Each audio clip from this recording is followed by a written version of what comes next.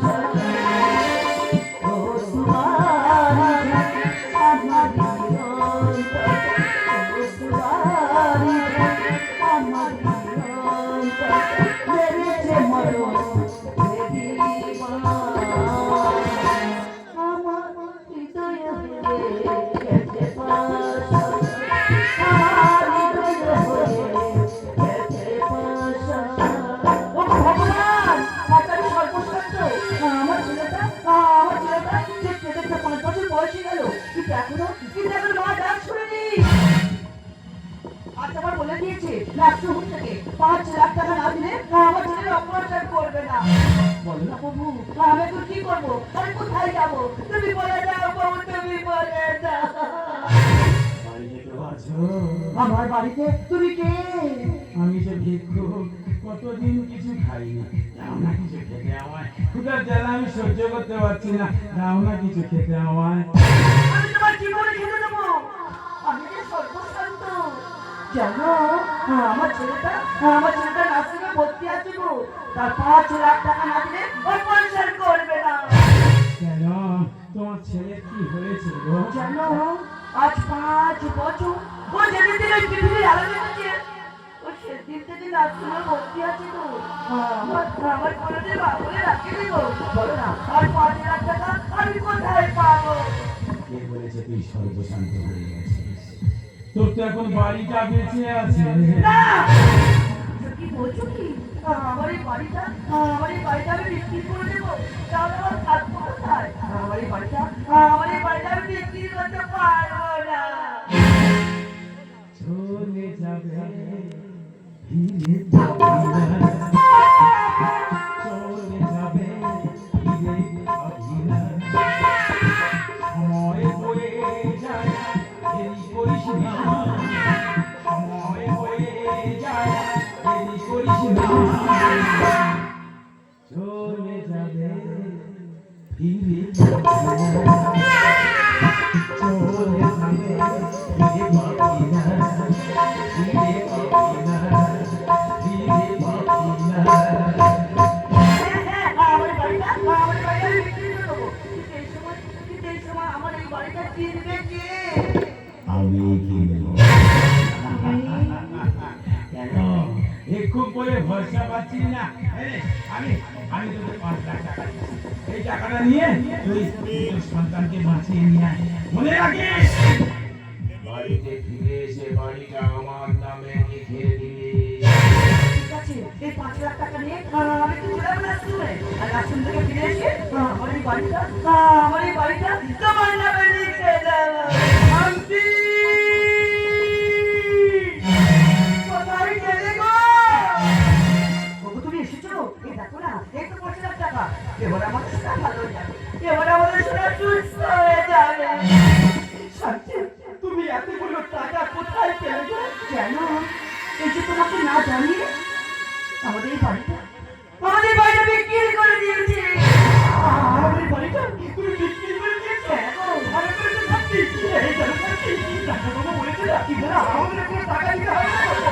ডাক্তারবাবু না আমাদের সরকারকে চিরদিনের মতো ছুটি দিয়ে দিয়েছে।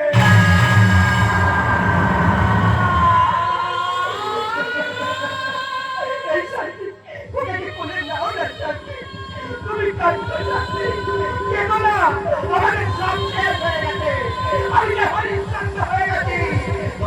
তুমি শহীদ হয়ে যাও শান্তি, শহীদ হয়ে যাও।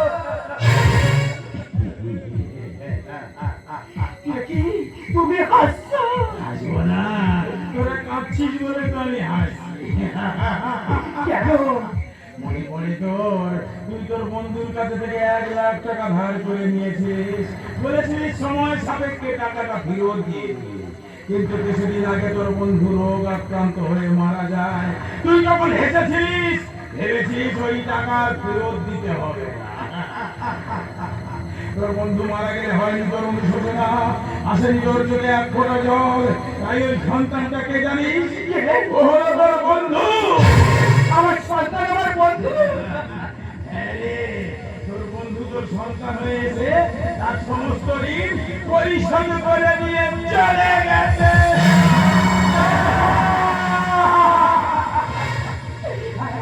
আমার বন্ধুর কাছ থেকে 1 লাখ টাকা নিয়েছিলাম, তাকে ফিরিয়ে দিন।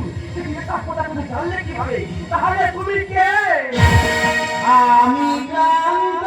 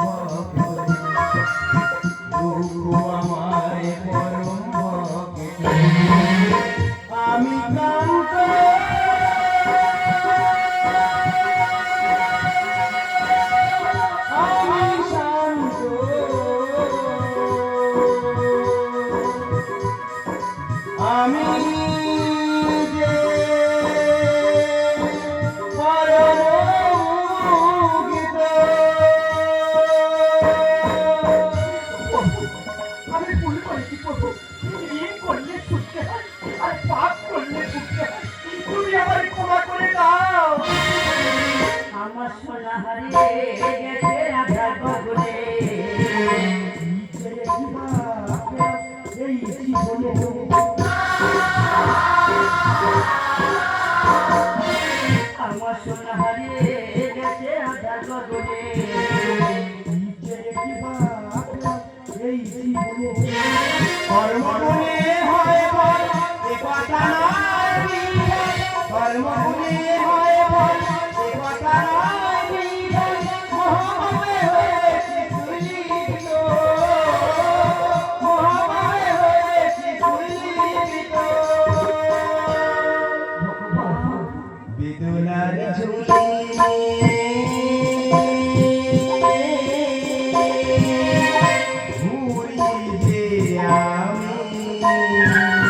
বেদনার ঝুলি ঘুরি যে আমি, দুঃখ আমায় পরম ভক্ত, দুঃখ আমায় পরম ভক্ত।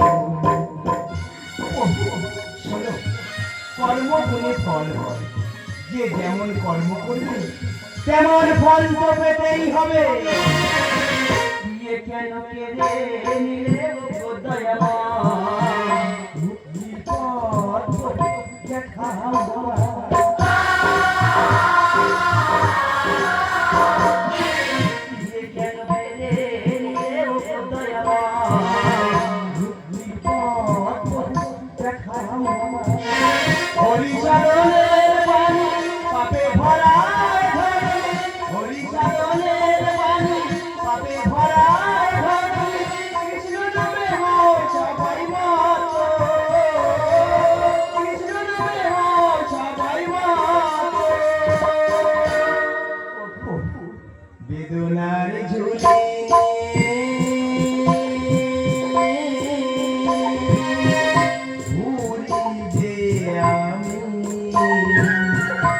সোনার ঝুলি নিয়ে ঘুরি যে আমি